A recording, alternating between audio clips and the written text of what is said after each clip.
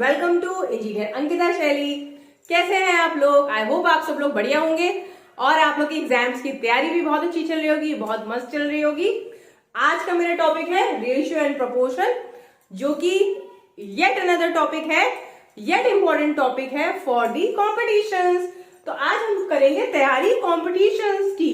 तो चलिए ratio and proportions की बात करें अगर, तो देखिए रेशियो हम लिखते हैं A:B, ठीक है। ये पहला नंबर होता है, ये दूसरा नंबर होता है, ठीक। तो इन दोनों का जो अनुपात होगा आपस में, उसको हम A/B भी लिख सकते हैं। ये तो आप लोग ऑलरेडी पढ़ चुके हो फ्रैक्शंस, ठीक है। मैथ्स में भी हम लोग पढ़ते हैं, रेशियो एंड प्रोपोर्शन भी आपने मैथ्स में भी पढ़ा है। तो जैसे हम इस भिन्न की बात करें या फ्रैक्शन की बात करें, अगर इसको ऐसे करके लिख दें A:B, A का रेशियो B, A का कंपैरिजन B से हो, A का रेशियो B से निकाले, तो उसको आप ऐसे भी लिख सकते हैं, ठीक है। अगर आपके दो रेशियोज या दो फ्रैक्शन को आपस में कंपेयर करें या ये दोनों एक दूसरे के इक्वल हो, तो हम इनको ऐसे लिख सकते हैं A:B, तो बीच में आएगा एक कोलन और इन दोनों के बीच में आएंगे दो कोलन C:D, मतलब A और B का जो रेशियो है वो C और D के प्रोपोर्शनल है। तो इसको कहा जाता है प्रोपोर्शनैलिटी,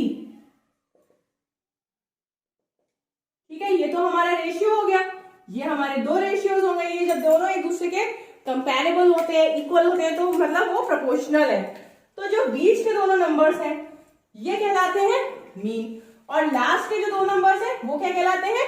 एक्सट्रीम्स।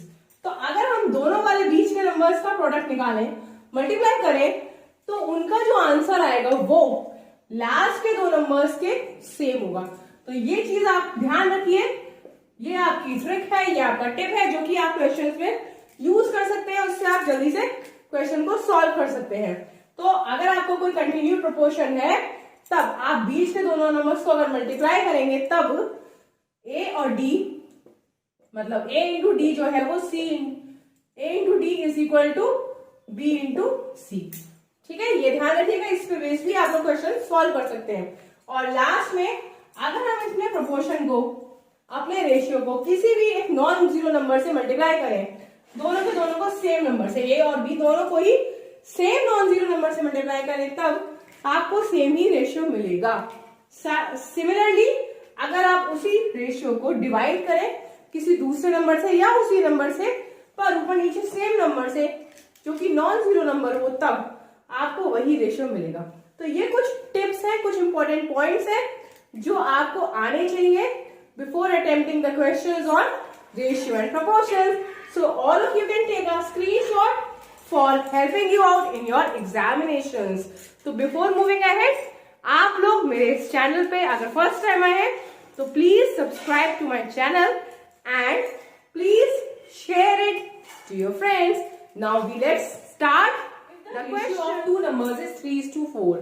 ये कह रहे हैं कि आपके पास कोई भी दो नंबर्स हैं जो कि आप नहीं जानते कि क्या है, A और B मान लीजिए, इनका रेशियो है 3:4 और इनका जो सम है A प्लस B वो है 420।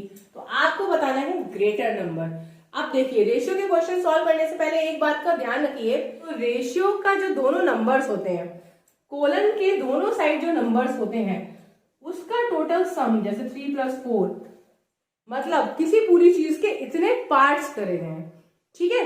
तो मतलब इसमें अगर रेशियो 3:4 है, तो इसका ये मतलब है कि कोई एक पूरी सी चीज है, उसके 7 पार्ट्स करे गए हैं, 1 2 3 4 5 6 7, ठीक है। ये थोड़ा सा ज्यादा बड़ा पार्ट लग रहा है, अब सही है। 1 2 3 4 5 6 7, तो हमने एक सर्कल के 7 पार्ट्स करे, उसमें से दो नंबर्स को, दो चीजें ले ली। एक पोर्शन आपका 3 पार्ट्स वाला है और एक पोर्शन है आपका 4 पार्ट वाला। इस टाइप से बनते हैं रेशियो प्रोपोर्शन के क्वेश्चंस, कि जब भी आपको दो नंबर्स दिए हो कोलन के इधर उधर लिखे हुए, तो आप हमेशा उनको ऐड कर लीजिए, तो आपको मिल जाएगा वो होल नंबर, वो एक नंबर जितने पार्ट्स करे गए, मतलब कि इसमें आपके टोटल 7 पार्ट्स करे गए और हर पार्ट की वैल्यू कितनी है वो हमें नहीं पता, उसको हम मान लें x, जो कि बराबर हो जाएगा हमारा 420 के, ठीक है। मतलब टोटल पार्ट्स, इसको हमने x से इसलिए मल्टीप्लाई करा क्योंकि हमें ये नहीं पता कि एक पार्ट कितनी वैल्यू का है, ठीक है।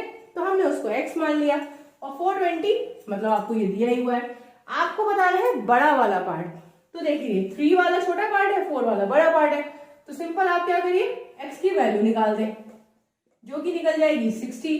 और आपको चाहिए बड़ा नंबर, तो बड़ा नंबर वो होगा जो 4 वाला पार्ट है। ठीक है, ये मतलब होता है कि आप किसी भी चीज के दो पार्ट्स कर रहे हैं। रेशियो का मतलब ये होता है किसी चीज को डिवाइड करना इतने इतने हिस्सों में।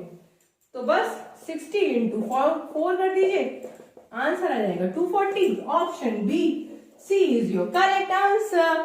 ये मैंने आपको समझाया है तो इतनी देर लगी है।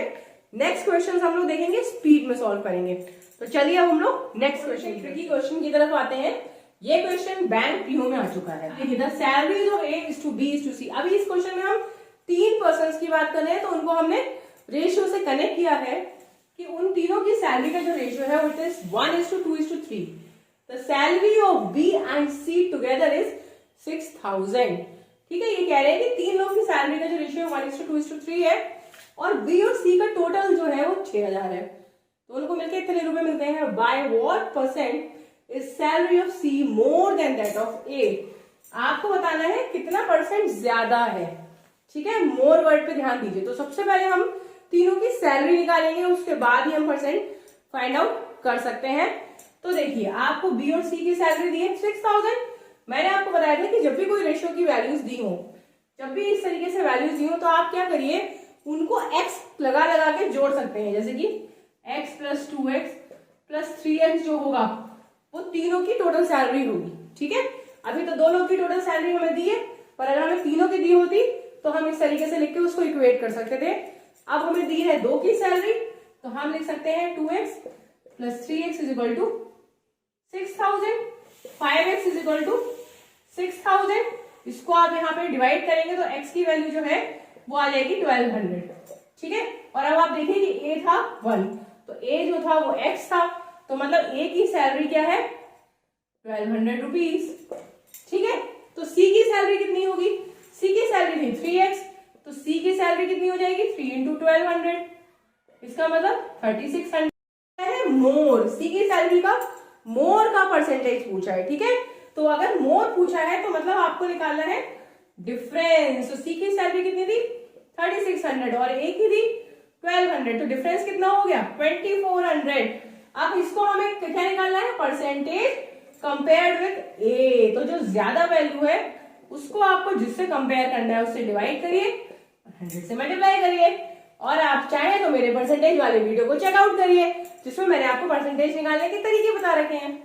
इसको हम काट दें तो आंसर आपका आ जाएगा 200%। So this is your correct answer.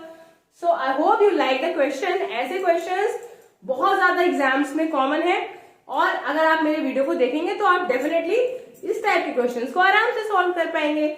Now we move to the next question. तो चलिए अब हम लोग नेक्स्ट क्वेश्चन पे आ जाते हैं, जो कि बैंक पीओ और रेलवेज में आ चुका है, पर है बहुत ही अच्छा question. A certain amount was divided between Salim and Rahim in the ratio of 4:3। ठीक है, कुछ भी पैसा था जो 2 लोगों के बीच में डिवाइड करा गया और उनको दिया गया 4:3 का रेशियो। मतलब सलीम को मिला 4th पार्ट और रहीम को मिला 3rd पार्ट। जिसका नाम पहले है उसको पहले वाला पोर्शन, जिसका बाद में है उसको बाद वाला portion. If Rahim share was 2400, मतलब ये जो 4th वाला पार्ट है ये है 2400। आपको बताना है टोटल अमाउंट। तो मैंने आप लोगों को बताया था कि जब हम दोनों को ऐड कर देंगे तो ये आपका टोटल अमाउंट का एक फ्रैक्शन मिल जाएगा। जैसे कि मतलब आपका 7x जो है ये है आपका टोटल अमाउंट, तो 2400 आपका क्या है 4x। जल्दी से x की वैल्यू निकाल दीजिए, तो फिर टोटल अमाउंट कितना हो जाएगा 5600। ठीक है, जब भी रेशियो के क्वेश्चंस आए रेशियो के साथ x लगा के इस तरीके से आप इक्वेट करके सेकंड में आंसर निकाल सकते हैं। ठीक है, इस तरीके से हम बहुत स्पीड में क्वेश्चंस को सॉल्व कर सकते हैं। आप चलते हैं अपने नेक्स्ट क्वेश्चन की। चलिए, तो अब हम लोग आते हैं क्वेश्चन नंबर 4 की तरफ। If 3 numbers are in the ratio 3:2:5 be such that sum of their squares is 1862। 3 numbers है जिनका रेशियो है 3:2:5, मतलब कि 3 नंबर्स हैं हमारे 3x 2x और 5x, है ना। मैंने आपको बताया कि जब भी रेशियो के क्वेश्चन हो तो वो नंबर या वो वैल्यू को फाइंड आउट करने के लिए आप x लगा दीजिए उसके साथ, तो ये पूरी एक वैल्यू हो जाएगी जब आपको x मिल जाएगा। ठीक है, now you have to tell sum of their squares is 1862।